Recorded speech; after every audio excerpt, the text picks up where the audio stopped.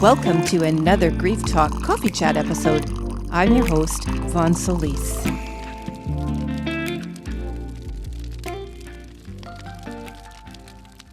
So welcome to another episode of Divine Healing Coaching. Today, we're going to be talking all about the effects of grief on our health and the impact that ill health has on all areas of our life. In other words, if you don't have your health, you can't enjoy life wealth. As I've battled my own chronic illnesses over the years as a bereaved mom since 2005, nothing serious, but aggravating, enough to repeatedly knock me out of the game of life for a while here and there. For example, in the past, having to miss a lot of work and then working myself to the bone to try and make up for it between bouts of illness, having to put in place work accommodations on a yearly basis at the time that I was in that specific job, which included reducing my hours of work and commute to work, eventually going on a disability for over 2 years, which led to my retirement from that position and into a new life altogether. And that was about 6 years ago now. And still today, not being able to commit very much socially or to obligations I might want to create in my current work life because I'm just not sure if I can show up. For example, I usually hesitate and don't pre-purchase ticketed events for this exact reason, and of course to try and prevent losing my money, which I have done on a few occasions. I also have to allow for adjustments when I travel, to allow for rest in between destinations, for example, and that I don't ever take on too much as part of the itinerary. I carefully monitor my environments, my relationships, the people I hang out with, what I do, the things that trigger me, such as noise. For example, traffic is a big one for me. And in the same vein of understanding what bothers me, I also pay attention to those things that actually bring me peace, a restive type of state, tranquility, inner tranquility, and enjoyment. Overall, and when I have been hit with illness, I've disciplined myself over many, many years to function at a lesser standard when I am still feeling crappy, just to be part of the life game, if you will, sometimes for weeks on end, which I don't enjoy, and who does? Because this is not my preferred way and probably not anybody else's preferred way of living. And this is not the life wealth that I envision for myself, that I recognize is not as abundant as I would like it to be permanently, because it is a direct result of the poor health I have experienced for many years related to my grief. But having said this and understanding that this is what I have been struggling with, I also recognize this is what I no longer want to experience in my life. And therefore, I am making the conscious choice to make decisions every single day on the things throughout my day that are going to bring me the feeling of relief and balance as I continue to work towards optimal healing and the life wealth I desire. I understand firsthand that we cannot claim any amount of life wealth if we are in ill health and can't show up to claim it. Grief can rob us of a lot of things in the aftermath of tough loss, and it comes to us from many types of losses, not just human, which is something that is still hard for many Westerners to grasp in our culture. We relate grief almost entirely to human loss and even to a degree pet loss. But even this latter isn't really embraced as full-on grief for some people. In fact, I was speaking recently with a grief practitioner who shared with me that all types of grief related to any painful experience considered as a loss is experienced 100%. But what is different for us all is the intensity of the grief that we go through or experience, if you will, which is based entirely on the relationship we had to the person who has died or what we have lost, which I totally agree with. But it is our emotional illiteracy in our culture that disconnects us from each other in our vulnerability in our most painful experiences, where we are left to flounder with our emotions, thoughts, feelings, what we believe about ourselves in the circumstance or the situation, simply because we have not been educated or taught how to be open about our painful experiences for a whole lot of reasons that I'm not going to go into in this episode. But I will come back to that. And as a result, everything gets pushed down, pushed away emotionally, what we believe, what we think, what we're feeling, and we hope and maybe even pray that maybe our losses and maybe our pain didn't really affect us in the way that it does others. Or the pain maybe will go away if we don't think about it too much or talk about it at all. And then we try to convince ourselves of this through the distractions we create in our life through numerous ways, which just further adds to our disconnect, the most important one being from ourselves, and then with all our other relationships. But this is an entirely false narrative that we are feeding ourselves. In fact, it only results in creating more damage to our health, relationships, and every other area of our life. So here's what's actually happening in our bodies when we don't deal with the pain of our grief. All of the emotions, our thoughts, and beliefs that we attach to our most painful experiences from the earliest seconds and minutes of the actual event happening, and this includes trauma and shock, are immediately stored as negative energy deep within our body. And they stay there as long as they remain unresolved, with this energy having nowhere to go, sometimes for years, which is the experience of, I would say, the majority of people.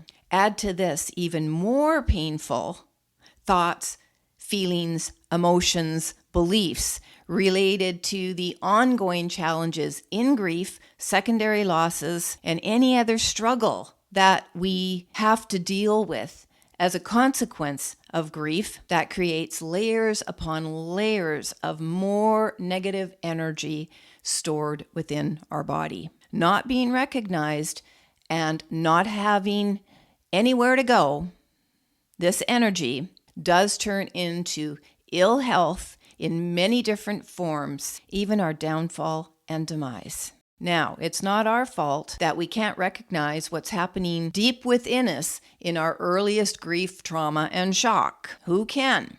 For most of us, I'd wager, and it certainly happened to me, we don't know what's happening to us in our grief, trauma, and shock, and we certainly don't know who to turn to for support. However, when you do start to make the connection between what you are experiencing physically as illness, pain, mentally and emotionally, even spiritually, and you think about it related to your specific loss experiences, this is when you can start to gauge precisely how you are being impacted by your grief in every area of your life and what you need and want for support at every stage of your healing journey. And it's never too late to start. In fact, I know that my struggles with ill health in the earliest years of my bereavement that were initially diagnosed as stress were the greatest contributor to my ongoing struggles and prolonged suffering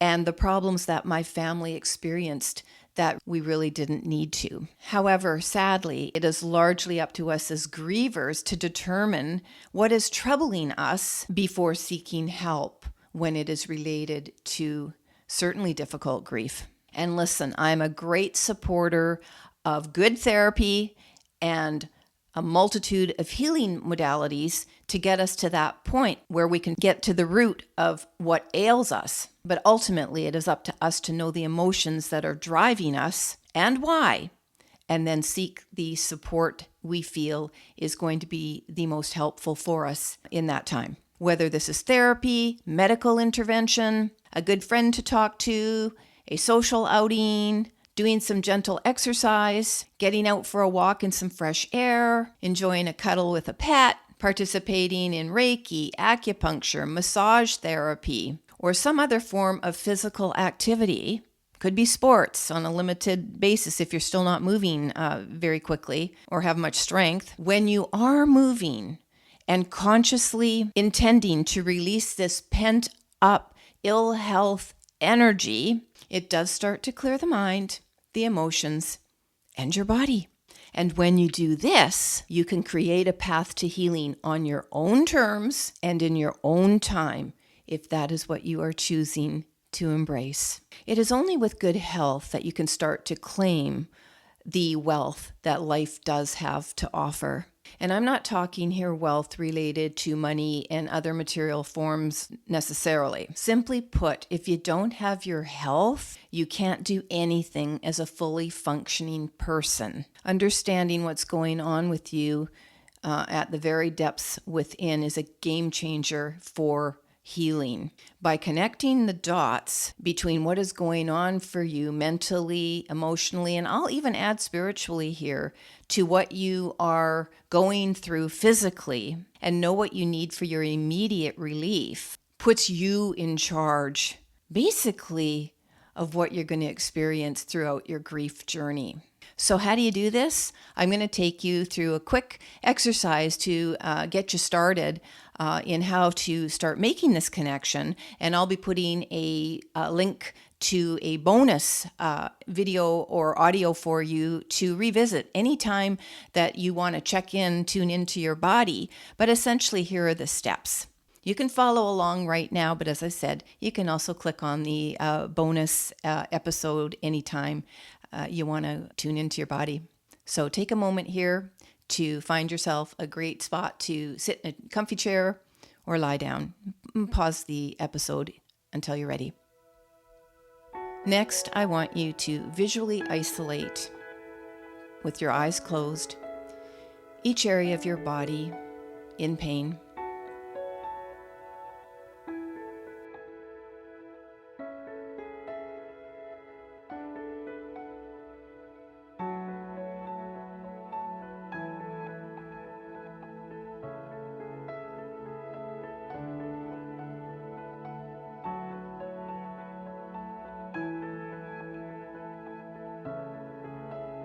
Notice where you feel tense, rigid,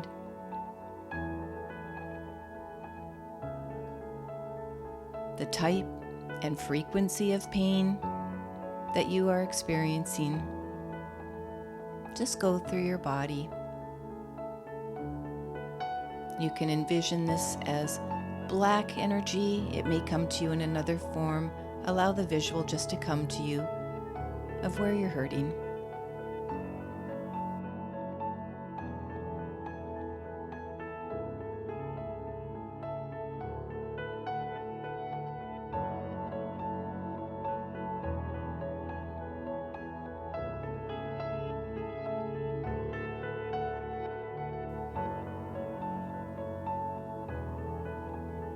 Notice if there are recurring symptoms of illness, knots of energy, cramping, aches, sharp pain. Just go throughout your body now.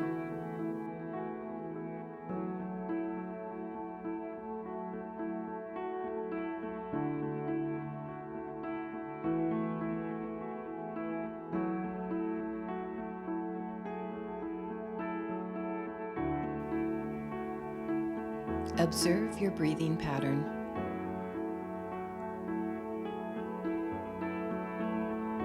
Is it rapid? Shallow?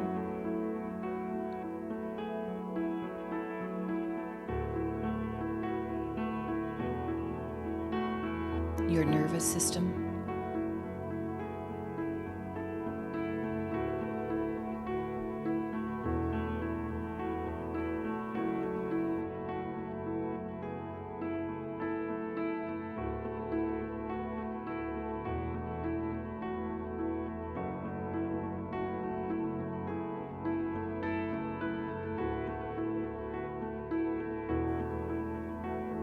And as you sit or lie with this state momentarily, think about your most painful loss or other traumatic experience that you're struggling with. And silently ask yourself, What are you thinking right now about your loss?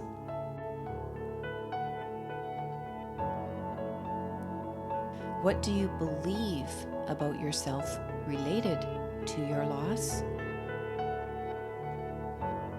And what are you feeling right now related to your loss?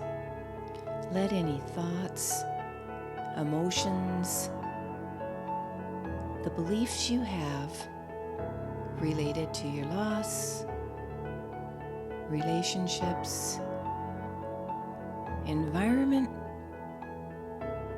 obligations, work, your overall situation, just come and go.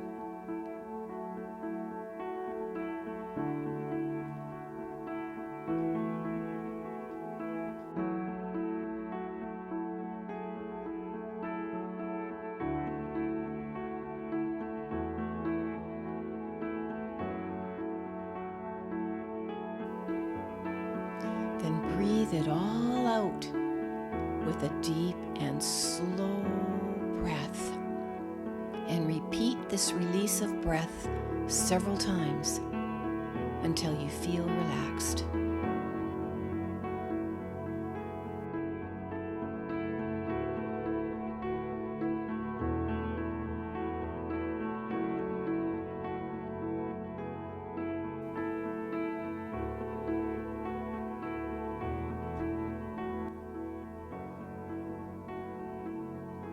So bringing you back to the episode, slowly opening your eyes. If you're practicing this, sitting up, if you're lying down, shaking it all off. This is just a brief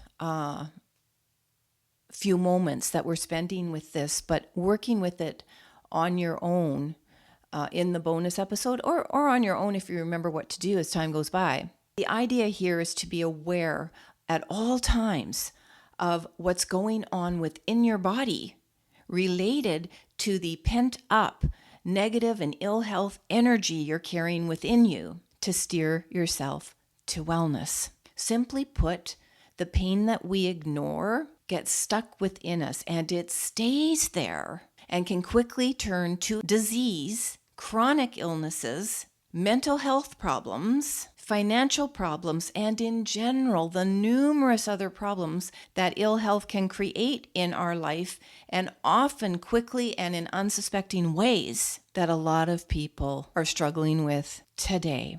Having said this, I also know that working with this practice has been a crucial part of my healing. As tough as it was and can still be to this day to some degree, to revisit the toughest part of my pain related to the suicide of my daughter in 2005, I do credit this practice that I began probably about 5 years into my bereavement when doctors couldn't diagnose properly what was going on with me.